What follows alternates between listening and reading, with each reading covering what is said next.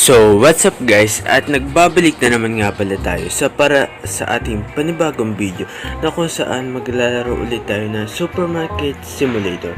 So, ito na yung ating pangalawang episode. So, wag na natin ito patagalin. Simulan na natin. Tapos, benta na ulit tayo dito ng ating mga produkto.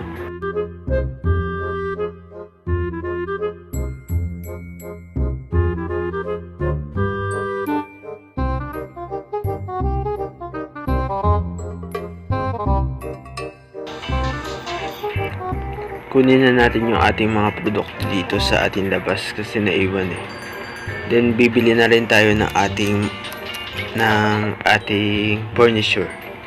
So bili na tayo, kuha lang tayo dito. Then furniture, tapos bili tayo nito. Yan. Kailan natin ma-deliver yun para magkaroon ng space dyan. Then para maparami rin natin yung order natin kung sakali. Kasi bala ko rin mag-order ng marami dito para hindi na tayo iisa-isa tapos kukuha na sila. So ayan, 30 yung satisfied customer natin, then yung income natin. So mababawi rin naman natin yan, kaya huwag tayo mag-alala.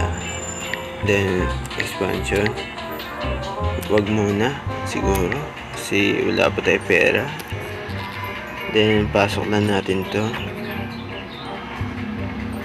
So yun, wala nga tayo space, so lagay muna natin dito. Then ang unti nang bumibili ng ating mga prutas.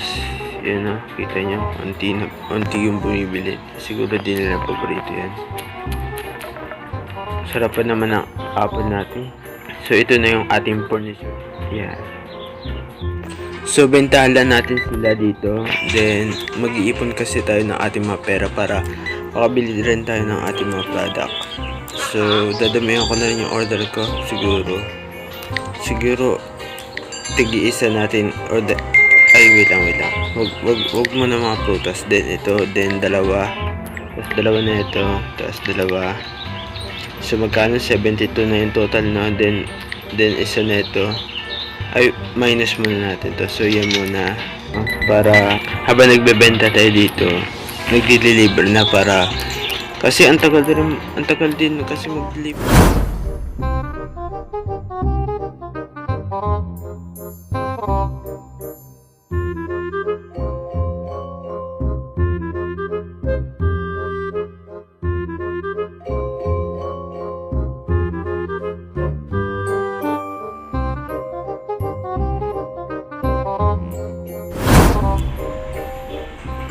Naubos na pala yung ating prutas dito. So bibili ulit tayo ng ating mga prutas.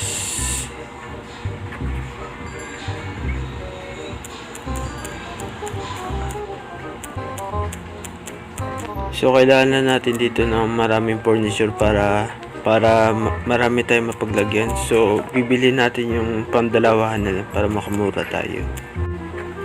Kaya pinili ko man yung isahan kasi para may lagay na tayo ngayon, pansamantalang lagay lang, pero magagamit rin naman natin yun. So kailangan na natin dito magmadali ng ating kinikita kasi para makabili na rin tayo ng madaming furniture, kasi kailangan din natin yun para mapalawak rin natin to, tapos magkaroon tayo ng expansion, kasi kapag madami tayo paninda, so madami rin sila mabibili, din madami rin tayo kita, diba? Mindset lang. So order tayo ng Italy kasi ayun yung tinasa natin. Then order na rin tayo ng ating mga prutas. So dalawa na. So gawin na natin 4. Then tapos asan yung mga prutas. Then dalawa, ay tatlo. Tapos yan is tig-isa yan. Okay na yan.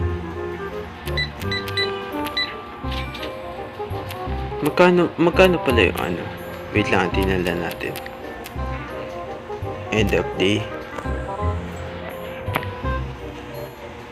So magkano yung furniture na pandalawan? 400. So iipon pa tayo. So madami pa tayong kailangang ibenta para lang maisakatuparan natin yung furniture na madami. Kasi the more na marami kalagayan dito, madami rin tayo mapaglalagyan ng ating mga in-order. So marami rin tayo kita. So mapupunta pa rin sa atin. Kaya okay lang yung nagumastos tayo. Yan, ayun gusto ko sa ate, saktuhan lang yung bayad. Hindi yung katulad yan ng iba. So, pasensya na pala guys kung madalang lang ako makapag-upload dito sa ating YouTube channel. At hindi yung daily upload talaga no. Kasi medyo busy rin tayo din. Then kailangan ko rin kasi mag-aral para makapagtapos tayo din, para na rin makatulong sa ating mga magulang. At makaka-relate din kayo kasi yung iba na ating mga nanonood nag-aaral din. So ba't ka nag-aaral? Kasi gusto nyo makatapos. Buti na lang tinaasan natin yung Italy kaya nakakapag lang pa rin tayo, nakakapag nababalanse pa rin natin yung kita natin. Medyo lumalaki ganun yung kita natin. Tingnan nyo, ang bilis kumita. So, ang bilis maubos ng ating mga in-order. So, ang dami talaga bumibili sa ating store. So, pasok lang natin yung ating mga produkto ulit.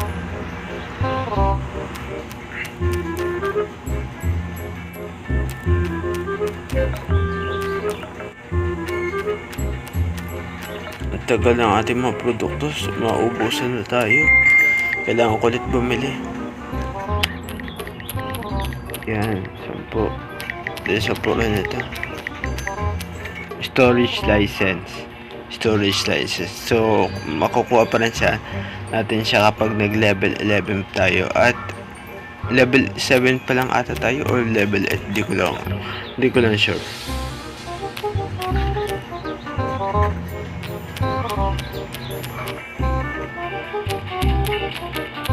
Mabuti na lang sa store na ito kahit tinan nyo. Nagsasaga sila pumila.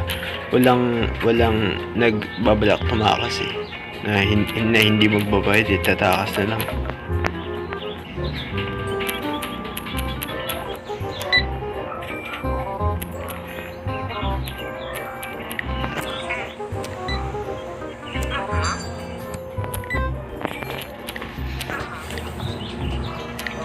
So yan, ang dami nga na in-order natin kaya pala ang tagal 7 minutes na naman yung isa. Ang tagal naman, 400, kunti na lang.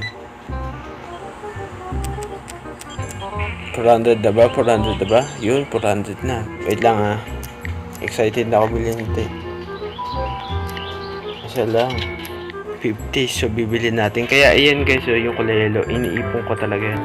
Kasi para may storage device tayo. So titignan natin yung ating storage device. So ayun yung storage natin. Diyan natin ilalagay. So ayan dito yung lagayan niya. So meron na ba deliver? Ay wala pa deliver Kapag may na-deliver dito.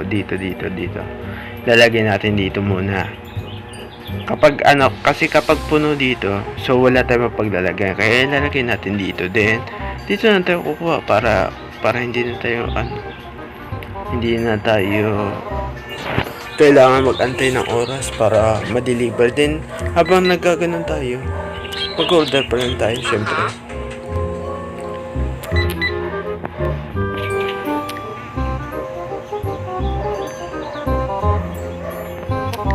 So kailangan na natin mag-order na madami.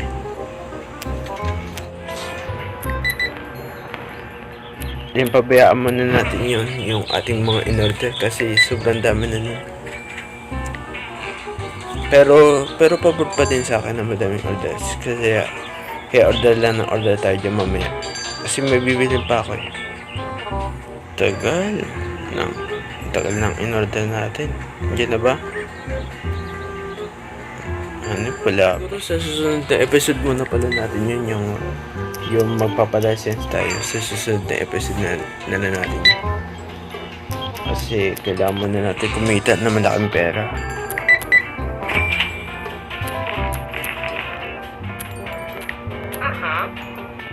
Kaya naiba lang dito sa laro. Mabilis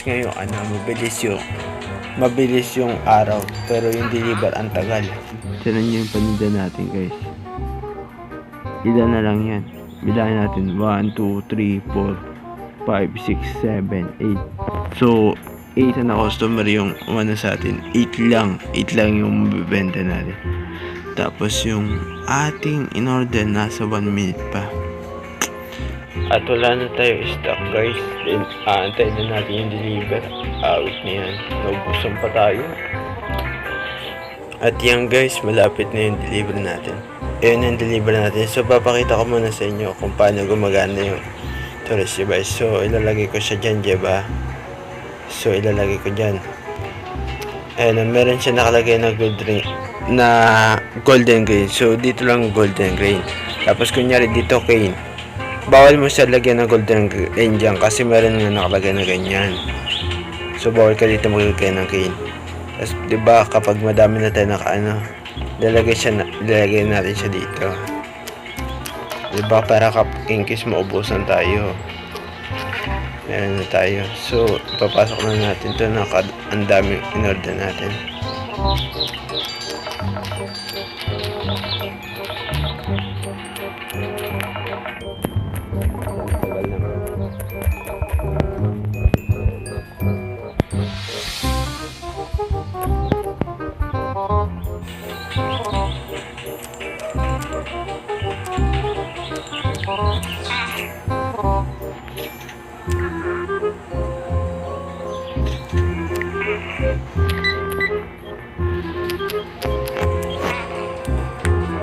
So may nabawasan dito. So ayan, kukunin lang natin siya dito, then ilagay dito.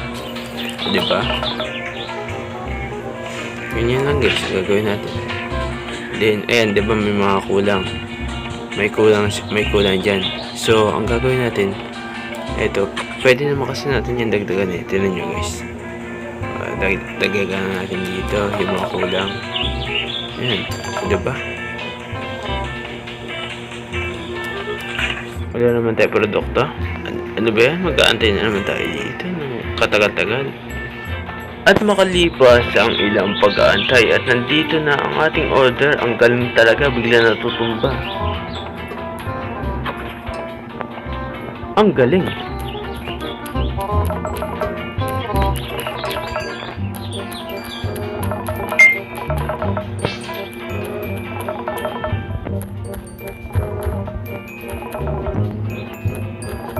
Tapos lagyan natin to sa storage pala.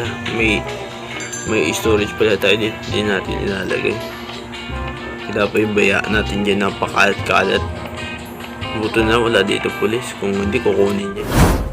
And so 49 yung customer natin. So yan. Yung income natin $97. So yun guys, dito ko muna pala tatapusin yung ating episode. So yun, nakabili nga pala tayo dito ng storage room. Ayan, meron na tayong storage room dito. Then yung in-order natin, so sa next video ko na lang siguro yun ipapakita sa inyo kasi ang tagal mag-deliver dito. So yun lamang guys, maraming salamat sa panonood. Huwag niyong kakalimutan mag-like, comment, share, and subscribe. So yun lamang guys, bye bye, peace out.